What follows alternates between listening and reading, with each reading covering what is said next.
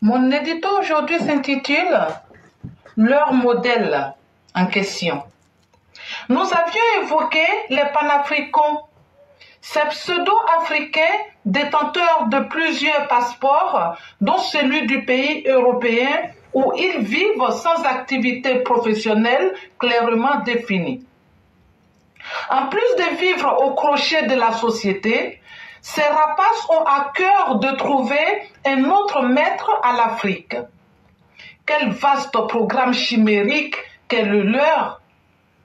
C'est un désir de marché de dupes qui est devenu un phénomène de mode pour une jeunesse africaine en manque de repères.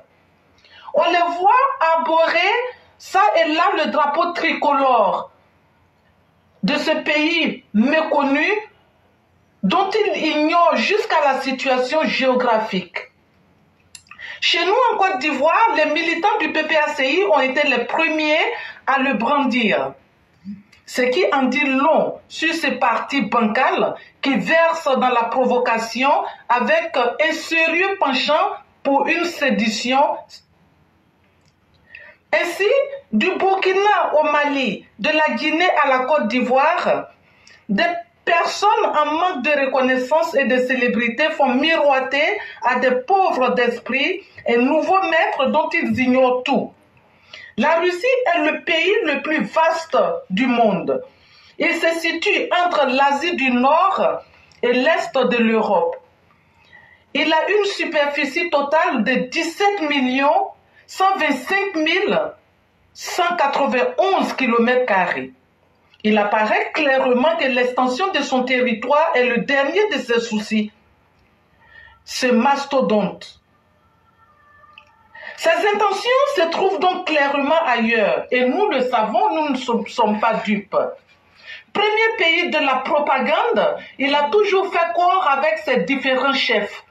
L'actuel chef Vladimir Poutine n'est pas en reste. Si aujourd'hui il toque à la porte des pays africains, il a une préférence pour ceux qui sont en guerre. Il leur propose ainsi une logistique à travers sa milice Wagner contre des richesses de ce pays, en plus de gros sous. Les panafricains l'ont bien compris, eux qui voudraient mettre le feu aux différents pays africains en vue de faire le lit à Wagner et par ricochet à la Russie. C'est vraiment aberrant que pendant que l'Afrique marche résolument vers sa souveraineté, que ses fils hybrides, pour la plupart, rêvent de la refourguer à un nouveau maître en la personne de Vladimir Poutine. Quel modèle!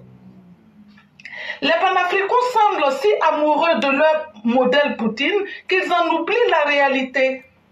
Poutine est aujourd'hui âgé de 70 ans.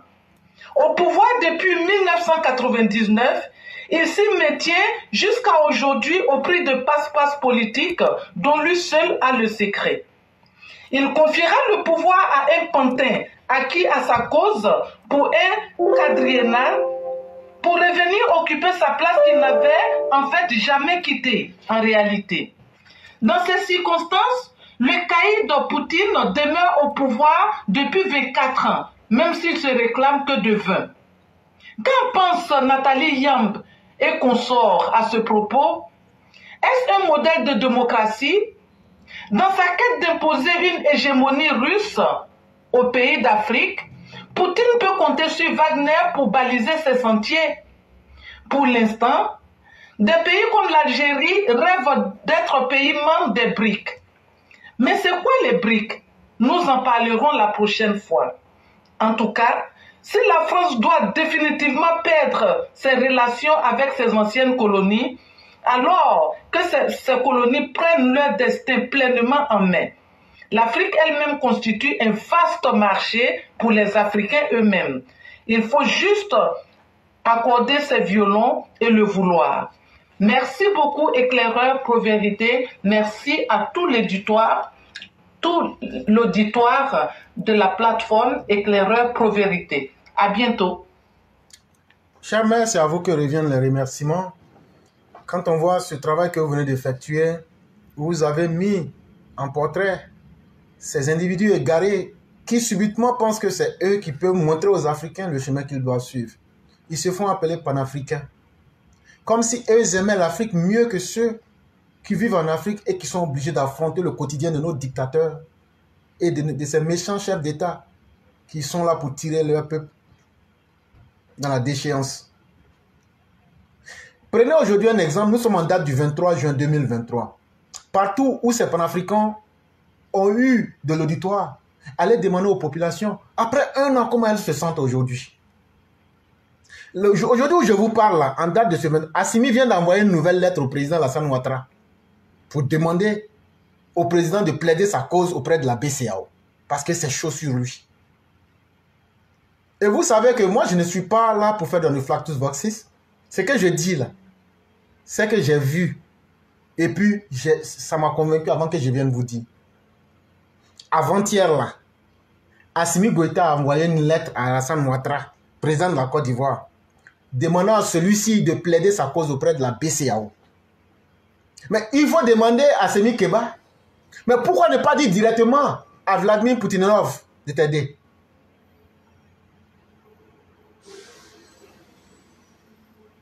Il aurait pu au moins faire ça. Ceux qui disent qu'ils sont des panafricains, prenons-les individuellement. Regardez leur vie. Ils ont posé quoi comme acte? Ils ont fait quel travail? Nathalie Yam même s'est présentée une fois avec un passeport diplomatique ivoirien comme ménagère. Kémy Séba, lui, est incapable de nous mettre un métier sur son nom. Ancien vendeur de drogue à Paris, tu peux au même mettre ça parce que tout le monde l'a connu sur ça. Après, on t'a vu aussi avec les autres que ça n'a pas marché, tu aurais détourné leurs fonds aussi. Et donc, voyez-vous, quand ce sont ces anti-modèles-là qui s'en vont payer quelques vieux dictionnaires pour prononcer 2 mots en français, la majorité d'une population africaine analphabète se laisse prendre dans ce piège-là. Mais en réalité, tout ce que ces panafricains, soi-disant, vous disent, c'est comme ils vous poussent devant. Mais ceux pour qui ils sont en train de se battre font le contraire. Vladimir est au pouvoir depuis 1999, ça fait 24 ans aujourd'hui. Ça, c'est pas 3e mandat, c'est pas 4e mandat, c'est pas 5e mandat. Bon, partout où ils ont dit que les Russes allaient faire le bonheur, à commencer par le Mali, est-ce que les Russes ont libéré les territoires? Pas du tout. Le référendum là, c'est à où ils ont voté après Bamako et sa région? Nulle part. En réalité, nous allons toujours dire ceci. Au-delà de l'émotion, il va falloir que nous nous imposions nous-mêmes la raison. Pour savoir que ce n'est pas Vladimir Poutinov qui va venir construire l'Afrique. Ce n'est pas Chirac qui va venir construire l'Afrique. Ce n'est pas Joseph Biden qui va venir construire l'Afrique. C'est la volonté de vous et moi d'imposer le changement à nos dirigeants. Et c'est pourquoi je vous ai expliqué ici que l'efficacité d'un dirigeant doit être toujours dirigée vers l'assentiment du peuple. Quand le peuple dit il est d'accord, ça veut dire que le dirigeant a fait là. Mais il faut que le peuple aussi dirige le gouvernement, le canalise pour lui dire voilà ce qu'on veut. Au lieu d'enlever vos différents dirigeants là, cherchez à leur dire ce qui ne va pas et cherchez à les aider à aller dans le sens que vous voulez. Chers Africains, il n'y a pas d'autre issue. Vladimir Poutine, même si vous lui donnez en cadeau le Mali, le Burkina, il va venir vous exploiter, vous surexploiter pour faire plaisir à son ego et à sa population. Ce que vous reprochez aux Occidentaux là, Vladimir Poutine ne ferait pas mieux que eux. Il en ferait même pire, puisqu'on l'a vu en Centrafrique, on l'a vu en Libye, on l'a vu au Soudan actuellement, et on le voit actuellement au Mali. Et donc, quel autre exemple voulez-vous? Allez en Libye, regardez les dégâts que Wagner a fait là-bas. Allez en Centrafrique, allez voir les dégâts que Wagner a fait là-bas. Actuellement, ils sont en train de diviser le Soudan. Tout le monde voit ça. Le Mali, là, ça, c'est leur champ d'expérimentation. Et ce qui se passe là-bas, là, trêve de commentaires. Et quand la mer sort pour venir nous dire que c'est à nous-mêmes de prendre nos destins en main, en nous rappelant les anti-modèles, les anti-valeurs, c'est une manière pour elle de nous dire méfions-nous-en. Mais au-delà, il ne suffit pas seulement de se méfier du mal. Il faut vaincre le mal. Et le mal que nous devons combattre et vaincre, c'est nous-mêmes notre propre lâcheté. C'est nous-mêmes notre propre incapacité à assumer notre destin. Assumons-nous en tant qu'Africains. Et c'est cela qu'elle a terminé avec la ZLECAf. la zone de libre-échange entre les Africains. Nous allons représenter plus d'1 milliard de population en 2050, voire plus de 1 milliard, presque 500 millions. Est-ce qu'aujourd'hui, là, les Africains ne peuvent pas avoir l'intelligence historique de faire du commerce entre eux? Oh non, l'Afrique serait 2% du commerce international. Mais pourtant, toutes les multinationales rêvent d'avoir l'Afrique dans la liste de leurs clients. C'est du faux. Ce n'est pas vrai. L'Afrique n'est pas seulement riche de ses matières premières. L'Afrique aussi est riche de sa population qui est jeune.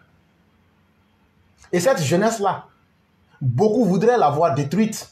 Et c'est pourquoi les marchands d'armes sont là pour rôder.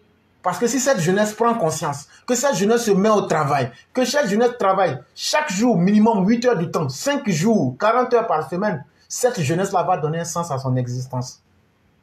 Il faut des politiciens comme les Laurent Gbagbo pour inciter les enfants des autres à venir s'inscrire dans des milices comme la SAFE. Et demain, quand on va les massacrer, les gens vont dire qu'on a tué des gens. Non, ce ne seront pas des humains qu'on aura tués. Ce sont des malfaiteurs. On aura rendu service à la vie elle-même en extirpant l'antithèse de la vie. Parce que la vie, c'est un processus dynamique. C'est un processus qui doit et qui se doit de se mouvoir. La vie n'est pas statique. Je pourrais même dire que la vie en elle-même est apodictique. C'est une nécessité qui s'impose. Et ceux qui veulent détruire la vie sont les ennemis de la vie. Et quand tu es un ennemi de la vie doit t'exterminer elle-même. Et ce modèle de jeunesse-là, elle va disparaître tôt ou tard. Mais ceux qui ont pris conscience, dans les pays africains, prenez conscience de la jeunesse de votre temps. Prenez conscience des enjeux de votre époque. Engagez-vous. Engagez-vous dans tous les domaines. La politique comprise. La politique inclut. Engagez-vous dans tous les domaines. Libérez vos consciences. Libérez les esprits. Libérez-vous. Ne soyez pas les repéros de qui que ce soit. Soyez vous-même vos propres dieux. Soyez ceux qui décident de vos propres destins à travers le travail. Et libérez-vous. Même l'éclaireur ne croyez pas en lui. Si ce qu'il dit peut vous aider à progresser, prenez-le. Et si ce qu'il dit ne vous aide pas, allez voir ailleurs. Mais progressez, n'arrêtez jamais de progresser. La vie, c'est un processus qui ne s'arrête pas. Si tu arrêtes de combattre, la vie t'abandonne. C'est un processus dynamique. C'est ce qui manque à la jeunesse africaine. C'est ce qui manque aux Africains. Et la majorité des chefs d'État sont en train d'embrigader mentalement cette jeunesse-là avec la pauvreté, avec la misère et le désespoir. Et c'est ce combat-là qu'il faut mener. Et en plus de cela, on trouve les agents extérieurs étrangers de la Russie aujourd'hui qui viennent aujourd'hui en la personne de Kémy Séba, en la personne de Netanyahu, en la personne de bien d'autres idiots qui arrivent à donner un discours facile. Chers jeunes, essayons de vaincre le désespoir avec le travail. Essayons de vaincre la dictature avec notre courage politique. Libérez vos esprits, dites ce que vous pensez et agissez dans ce sens-là. Prenez le contrôle de votre vie en main. C'est là que nous allons arrêter. On espère bien que nos émissions auront servi à ce que ça peut servir.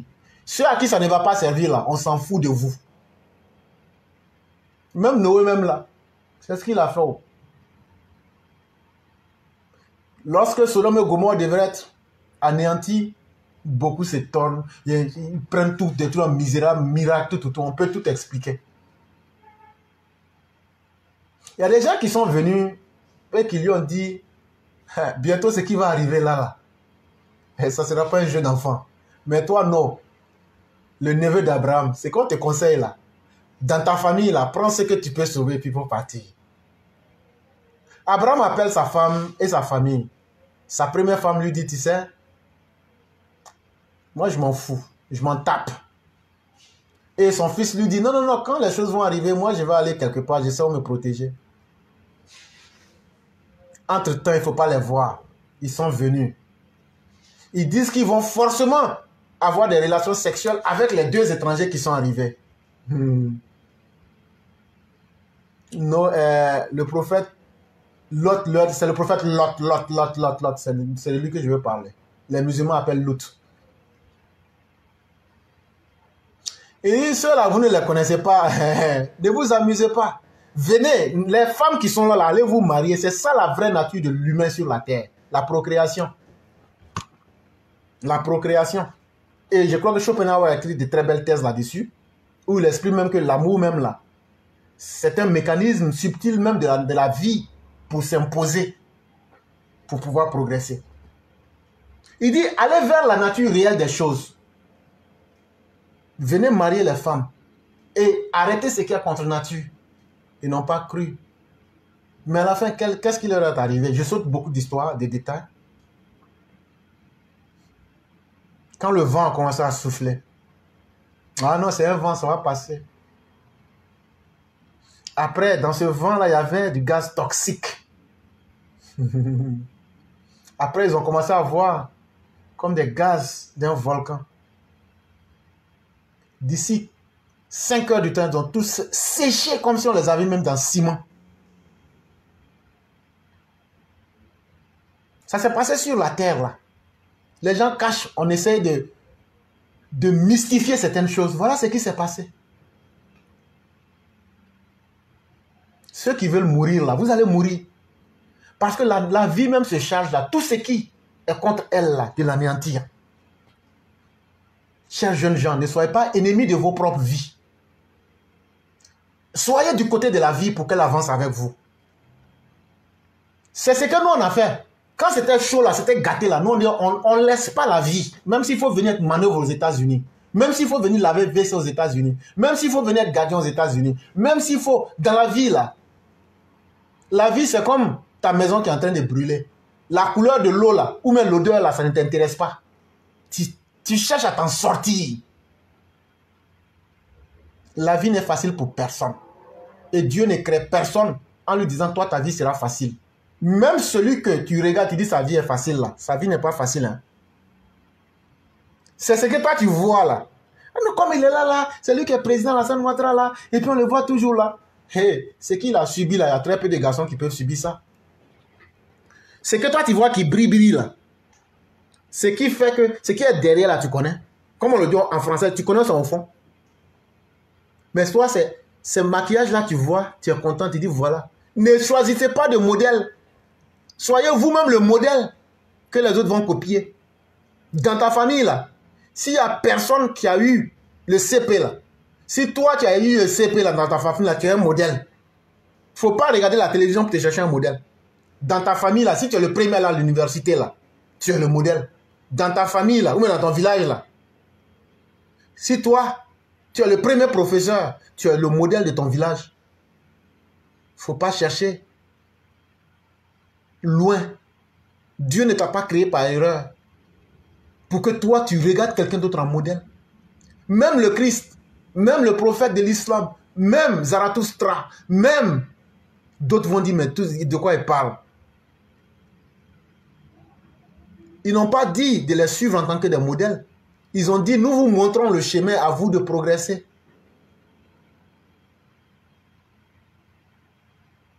Chers jeunes, chaque fois, nous, on a fait des émissions ici.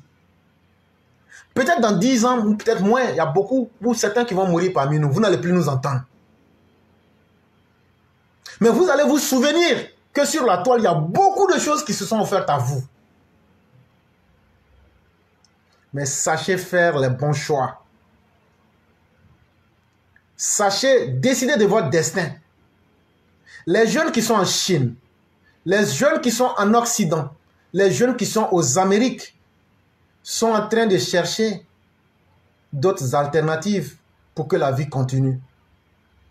Entre-temps, vous, toi le jeune Africain, quelle idée et quelle prospection, quel futur tu mets en place pour toi-même? Est-ce que tu penses que tes dirigeants actuels là sont en train de réellement penser à ton futur? Moi qui te parle, Madame Blanc qui te parle, le roi qui te parle, le cyclone qui te parle. Nous, on n'est pas milliardaires, on n'est pas millionnaires. On vient ici chaque jour t'expliquer ce qu'on a vécu, ce qu'on connaît. Et te dire aussi ce qu'on ne connaît pas, on ne connaît pas. Mais au moins dans le mérite, c'est une vraie vie qu'on mène. Et c'est un message de vérité qu'on vous donne, sans distinction de religion, sans distinction de pays, sans distinction philosophique ou idéologique. C'est sur toi que les autres vont venir se développer. S'ils ne sont pas capables d'aller coloniser Mars, s'ils ne sont pas capables de coloniser la Lune, c'est sur toi le jeune Africain, sur tes enfants. Tu seras l'adulte de demain, c'est sur toi qu'ils vont marcher. Si ces paroles-là peuvent t'aider aujourd'hui à aller de l'avant, lève-toi, n'aie pas peur, avance. Ça ne sera pas facile, mais tu vas faire avancer d'un pas. Tes enfants vont assurer la relève. Nos parents n'étaient pas là à l'école, mais ils nous ont mis à l'école. Aujourd'hui, on lève la tête. On peut cogiter sur n'importe quel sujet avec n'importe qui. Nos parents ont réussi leur mission. Mais toi, le jeune d'aujourd'hui, tes parents t'ont mis à l'école, tu es allé à l'université, le monde a changé et le monde va continuer sa mutation. Mais toi, tu vas offrir quoi à tes enfants demain? Tu veux être milicien de Laurent Gbagbo? On va t'égorger en pleine rue et en pleine journée, sans pitié. On va te déchiqueter la RPG-7. On va te mitrailler à la Kalachnikov. Entre-temps, Laurent Gbagbo, sa famille, ses petits-enfants, ses arrière-petits-enfants, toutes les sommes faramineuses que je viens de dire qu'ils ont volées dans Cacao là, ils ont caché ça en Angola, au Ghana, en Afrique du Sud. En plus de cela, le gouvernement de la Côte d'Ivoire, jusqu'à la fin de leur vie, va continuer à leur donner des rentes viagères, comme les 1,3 milliard qu'il a reçus tout dernièrement. Entre-temps, toi, dans ta famille, toi-même là, tu as été milicien. Tu as détruit les espoirs de tes parents qui ont passé toute une vie à te construire. Toi-même là, tu es venu être une abréviation sur la terre. Parce que tu as toi-même fait le choix volontaire de te donner la mort en choisissant un improductif, un individu dangereux, un homme qui ne vit que dans le sang, un nématophage, un nécromancien comme Laurent Gbagbo, comme Henri Konan Bédié. Parce que ceux qui vont s'amuser à ce jeu-là, c'est avec la main des autres personnes, des humains comme vous, qui vont vous détruire. À un moment là, si tu ne décides pas de ta vie là, les autres vont utiliser ta vie pour réaliser leurs rêves. Ils vont vous détruire et puis vous allez devenir engrais. Et puis on va cultiver Nyam. Je vous jure que moi-même je vais manger Nyam là.